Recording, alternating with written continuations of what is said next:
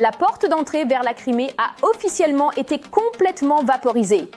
Le front sud russe fait face à une exécution logistique totale. Le pont de Chongar est détruit et totalement hors service. L'Ukraine a lancé une vaste attaque de drones en plusieurs vagues. Le corridor terrestre vers la ligne de front sud est brisé. Les autorités d'occupation russes sont en panique. Plus aucun transit de chars et aucun approvisionnement militaire lourd. Quelles seront les conséquences catastrophiques pour Poutine après cela? Diffusion en direct avec l'analyse opérationnelle urgente. Parlons-en. Bonjour, ici Ukraine Today. Je suis Tetiana Bogomaz. En déconstruisant la colonne vertébrale de l'ennemi, une offensive de drones brillamment planifiée sur plusieurs jours a réussi à éliminer le point de passage le plus critique entre la Crimée et le front sud.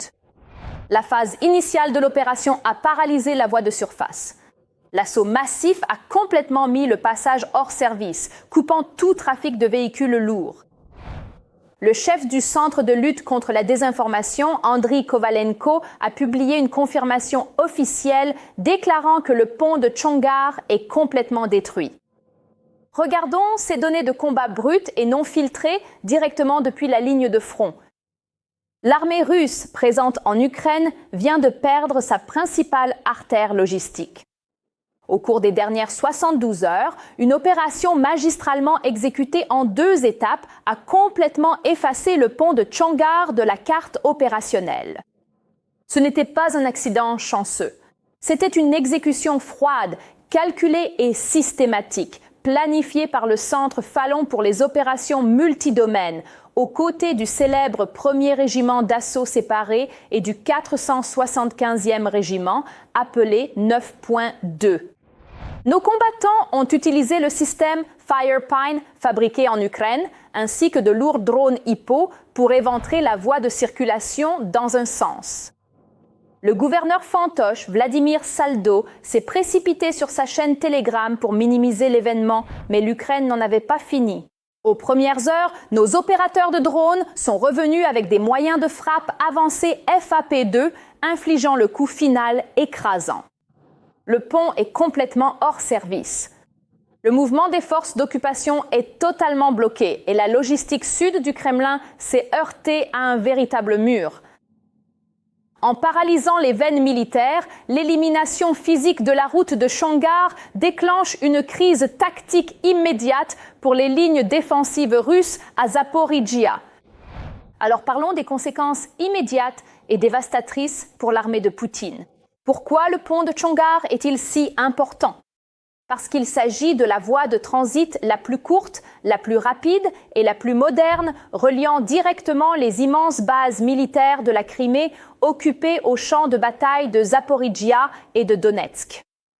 Lorsque vous détruisez ce pont, vous ne faites pas que endommager du béton, vous coupez complètement à vif les lignes d'approvisionnement des unités d'élite russes, comme la 37e brigade de fusiliers motorisés. Avant cette semaine, le Kremlin faisait passer chaque jour des centaines de camions lourds remplis d'obus, de carburant et de blindés neufs par Chongar. Désormais, tout ce flux est complètement interrompu. Les camions russes sont obligés de faire demi-tour et d'emprunter un énorme détour épuisant de 240 km à travers l'ouest de la Crimée et Armiansk. Cela signifie qu'au lieu d'un trajet rapide de 2 heures, les livraisons de munitions prennent désormais jusqu'à 12 heures sur des routes secondaires dégradées. Et voici un autre problème. Ces routes alternatives sont complètement exposées et fortement surveillées par les drones intercepteurs ukrainiens à longue portée. Nos commandants ont déjà déclaré ouvertement que nous voyons chaque mouvement. La réaction à Moscou au cours des dernières 24 heures n'est que leur panique. Selon Andriy Kovalenko, le Kremlin a imposé un strict blackout sur tous les médias d'État. Ils essaient désespérément de dissimuler la destruction totale du pont parce qu'ils savent que cela détruit complètement l'illusion que la Crimée est en sécurité. Si le public russe découvre que la principale porte d'entrée de la péninsule a disparu, la panique interne va s'intensifier et devenir incontrôlable, surtout avec le rationnement du carburant qui touche déjà 14 régions russes. Vladimir Poutine a tenu une conférence de presse frénétique il y a seulement quelques heures, se vantant de son système de défense aérienne unique. Mais comment pouvez-vous parler de votre système de défense aérienne unique alors que 2 régiments de drones ukrainiens peuvent passer 3 jours à démolir systématiquement votre pont stratégique le plus vital? Le Kremlin veut que ses soldats restent tranquilles et croit que de l'aide est en route. Mais les troupes sur le terrain, dans les directions de Uliaïpol et Pokrovsk, ressentent déjà la faim. Ils sont à court de carburant.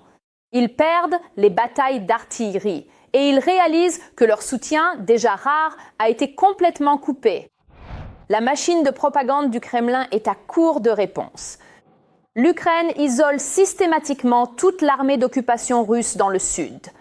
Vous ne pouvez pas tenir une ligne de front lorsque vos ports sont plongés dans le noir à Mariupol, que vos raffineries brûlent à Novorossiysk et que vos ponts sont réduits à de la ferraille fumante en Crimée. Le corridor terrestre est brisé. Le temps presse et l'initiative appartient entièrement en ce moment à l'Ukraine. Bruxelles porte un nouveau coup à l'économie russe. Le 21e paquet de sanctions couvre l'énergie, la finance, le commerce et pour la première fois l'industrie de la pêche. Dans le même temps, l'Union européenne alloue des milliards d'euros à l'Ukraine pour les drones et l'aide macrofinancière. L'Union européenne a introduit de nouvelles mesures pour limiter les revenus russes. Dans le cadre du 21e paquet de sanctions, il est prévu de geler l'ajustement du plafonnement du prix du pétrole. La liste des navires de la flotte fantôme a été élargie de 30 unités supplémentaires. Il y aura désormais 662 navires sur cette liste. Il est également prévu d'introduire une interdiction de la fourniture de méthanier à la Russie. En 4 ans d'invasion à grande échelle, la Russie n'a pas réussi à capturer l'Ukraine. Le prix que la Russie paie augmente chaque jour, et ce sont avant tout les citoyens russes qui en font les frais. Ils pleurent leurs fils, frères et maris, et en même temps, ils font face à une baisse du niveau de vie dans le pays. L'inflation approche les 6%, les taux d'intérêt sont à 14,5% et les impôts augmentent. C'est le véritable coût de la guerre de Poutine pour les citoyens russes. La haute représentante de l'Union européenne pour les affaires étrangères et la politique de sécurité, Kaja Kallas, a déclaré que les responsables de l'UE ciblent les entreprises qui soutiennent le complexe militaro-industriel russe. Les nouvelles listes couvriront plus de 30 articles dans le domaine de la production de drones et de nouvelles mesures de contrôle à l'exportation seront également introduites contre 50 entreprises, y compris des entreprises situées en Chine, en Turquie, au Kirghizistan, en Inde et dans d'autres pays.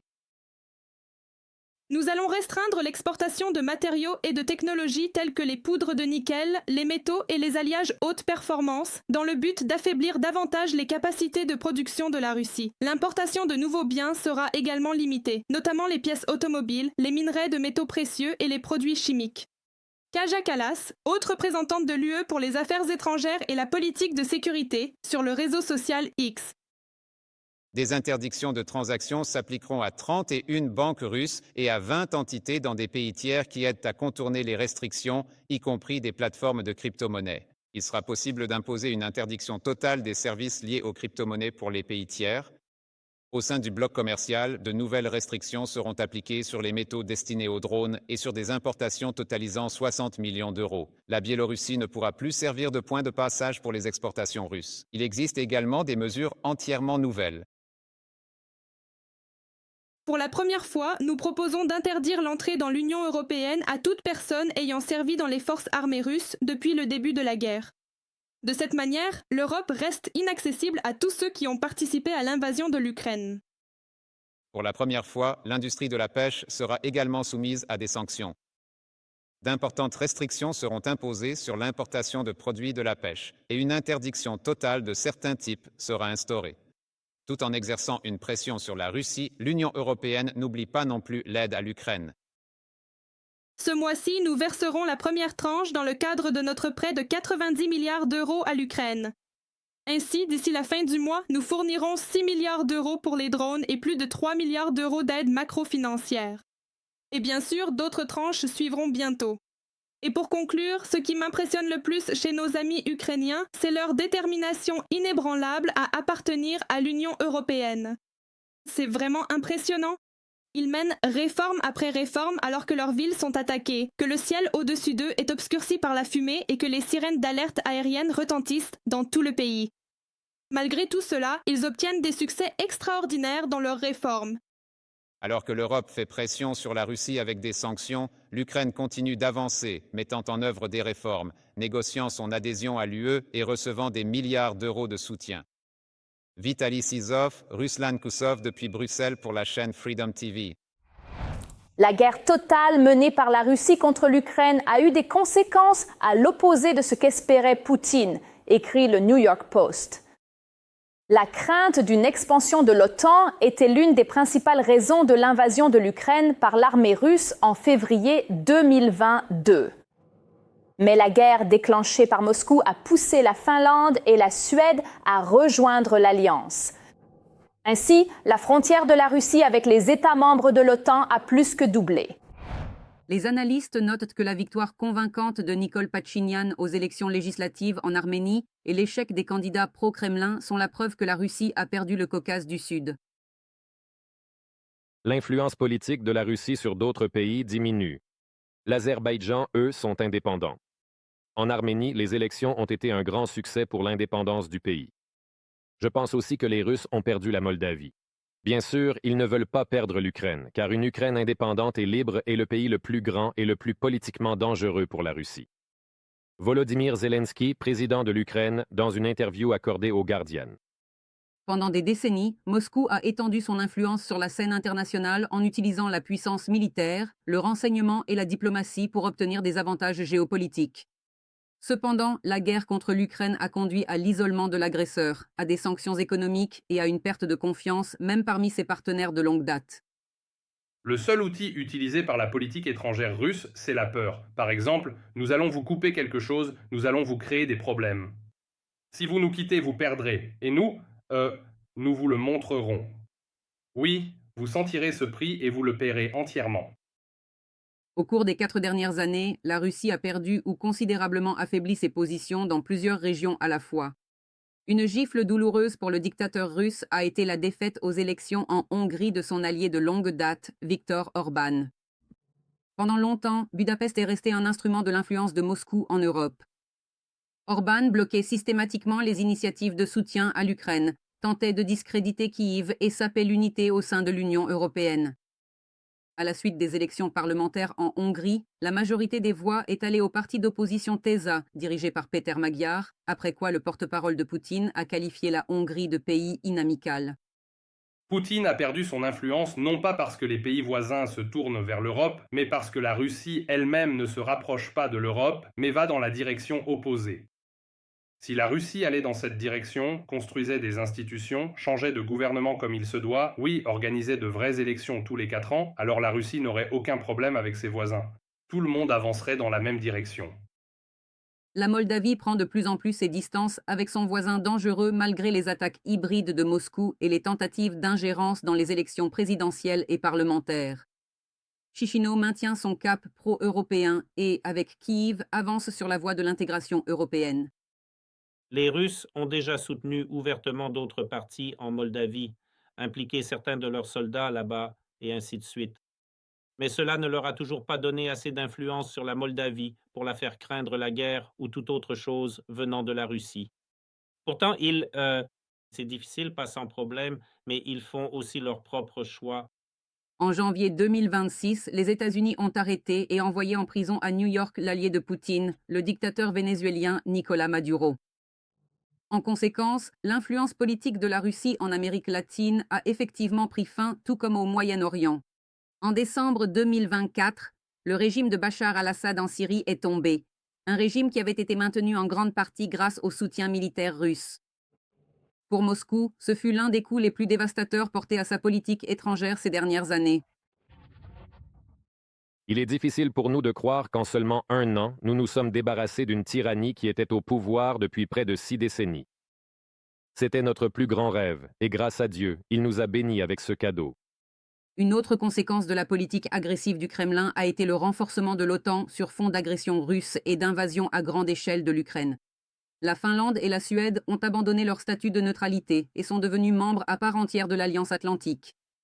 Helsinki et Stockholm ont estimé que l'invasion russe de l'Ukraine avait fondamentalement modifié les menaces et les risques pesant sur leur sécurité nationale, et que dans ces nouvelles circonstances, la meilleure façon de la garantir était de rejoindre un bloc politico-militaire. La Russie a cessé ou est en train de cesser d'être un acteur même dans ce qui devrait être en principe sa propre région. Eux-mêmes, en fait, ont déclaré la deuxième année qu'ils voulaient que l'OTAN se retire aux frontières de 1997. Mais en réalité, eh bien, comment est-ce vraiment? En réalité, ce sont eux-mêmes qui reculent, qui battent en retraite et ainsi de suite. Donc toutes leurs ambitions sont simplement en train de se dégonfler. La guerre contre l'Ukraine a conduit la Russie à perdre l'accès aux principales plateformes de décision occidentales et mondiales où se dessinent les agendas économiques, politiques et sportifs. Et un tel isolement demeure l'une des conséquences les plus tangibles du conflit pour la politique étrangère russe. Natalia Guzak pour la chaîne Freedom TV. Les pays de l'OTAN envisagent de nouveaux engagements de financement militaire pour l'Ukraine totalisant 70 milliards de dollars. Ces engagements devraient être annoncés le mois prochain lors du sommet de l'Alliance à Ankara, rapporte Politico, citant des diplomates de l'OTAN. Le président Volodymyr Zelensky a précédemment confirmé qu'il conduira personnellement cette délégation au sommet de l'OTAN. Le président américain Donald Trump participera également à cette réunion de l'Alliance. Le 21e paquet de sanctions contre la Russie sera prêt dès cette semaine, selon la Commission européenne. La proposition sera soumise au Conseil de l'UE pour approbation. Le chef de la diplomatie européenne a annoncé que le nouveau paquet de sanctions comprendra des mesures contre le complexe militaro-industriel russe, ainsi que des restrictions visant la flotte fantôme de la Fédération.